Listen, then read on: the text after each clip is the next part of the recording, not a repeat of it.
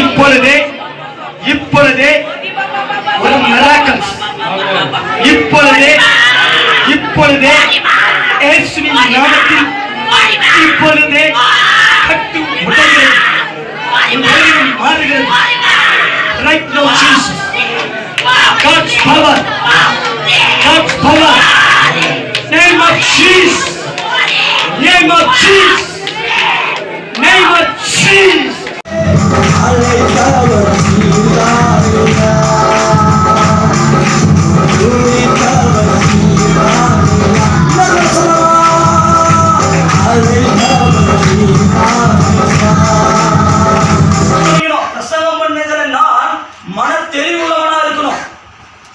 நான் தெளிவில்லாம இவத்துல போய் தெளிவுபடுத்த முடியாது.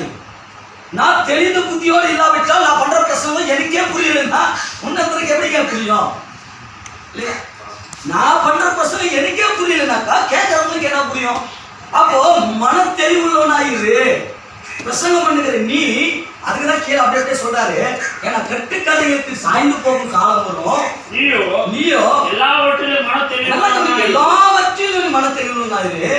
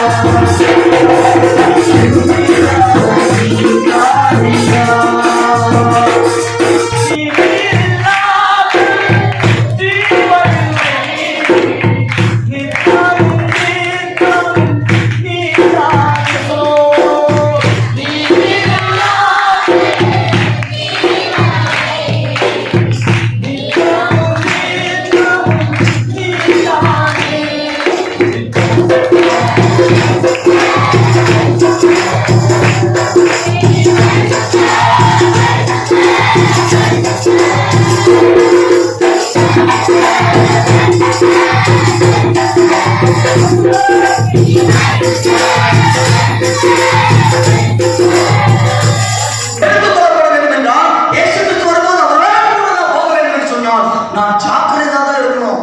ஒவ்வொரு நாளும் ஆடணும், ஆண்டவரே நான் உண்மையா வாழ்ந்துருக்கிறேன் இல்ல பொய்யா வாழ்ந்துருக்கிறேன், நான் இயேசுவை நோக்கி தான் ஓடி இருக்கிறேன், இயேசுவை விட்டுட்டு ஏதோ ஒரு ஓட்டத்தை ஓடி இருக்கிறான் என்று பயத்தோடு நடுக்கத்தோடு கடந்து செல்லணும்.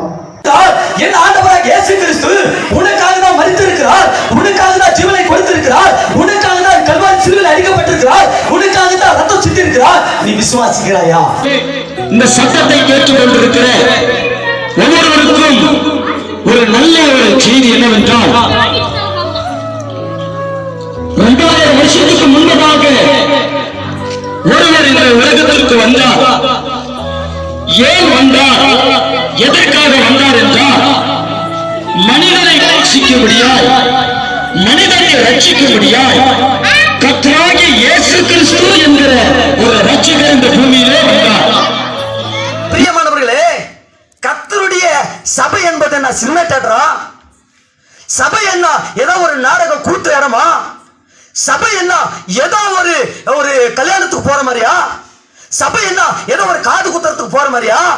பிரியமானவர்களே, சபைக்காக என் ஆண்டவராகிய இயேசு கிறிஸ்து ரத்தம் சிந்தியிருக்கிறார், உங்களுக்காக ஜீவனையே கொடுத்திருக்கிறார்.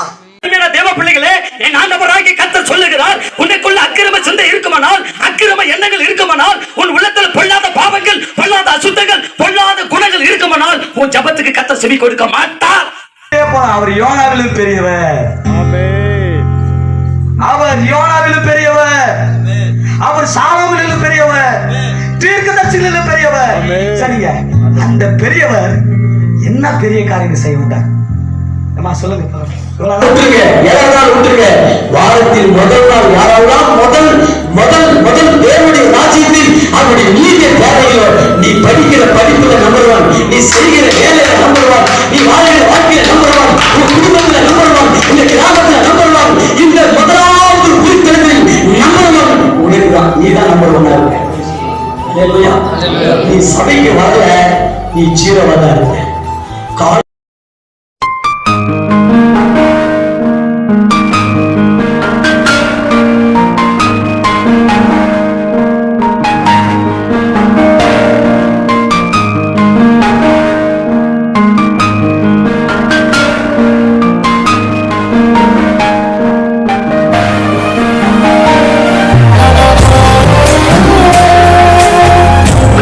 கொடுப்பார் என்றால் ஆவினாலும் அக்னினாலும் கொடுப்பாராம். அப்ப எப்படி கொடுப்பாரா?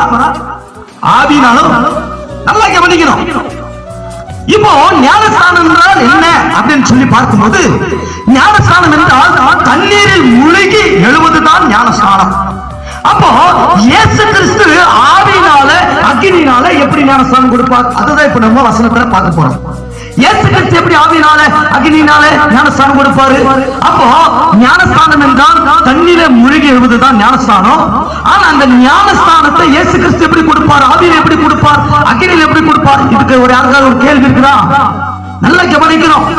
ஆவியில எப்படி கொடுப்பார் என்றால், முதலாவது ஆவி என்றால் என்ன என்று சொல்லி பார்க்கும்போது, யோவான் 6வது அதிகாரத்துல 63வது வசனத்திலே வாசிக்கும் போது அங்கே இயேசு கிறிஸ்து சொல்லுகிறார்.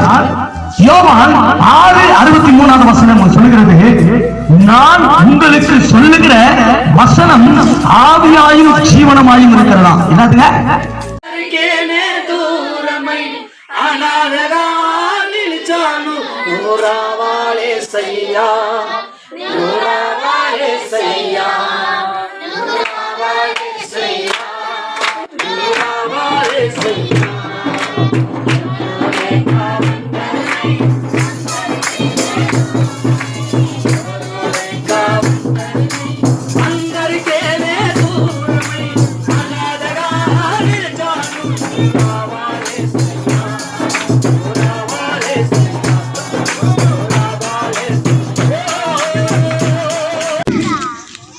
அதாவது கலாத்தியர் 3வது அதிகாரம் 13வது வசனம் சொல்லுகிறது, கிறிஸ்து நமக்காக அவர் சாபமாக மாறி நியாயப்பிரமாணத்தின் சாபத்திலிருந்து அவர் விடுதலையாக்கினார் என்று கலாத்தியர் சபைக்கு எழுதினதை நாம் பார்க்கிறோம். இன்றைக்கு உங்களுடைய வாழ்க்கையில நீங்கள் சாபத்திலிருந்து விடுதலையாக வேண்டும் என்றால், பாவத்திலிருந்து விடுதலையாக வேண்டும் என்றால், அக்கிரமத்திலிருந்து விடுதலையாக வேண்டும் என்றால், இச்சையிலிருந்து விடுதலையாக வேண்டும் என்றால், வியாதியிலிருந்து விடுதலையாக வேண்டும் என்றால், தலைமுறை சாபத்திலிருந்து நீங்க விடுதலையாக வேண்டும் என்றால் ஒரே ஒரு வழிதான் இருக்கிறது. என் ஆண்டவராகிய இயேசு கிறிஸ்து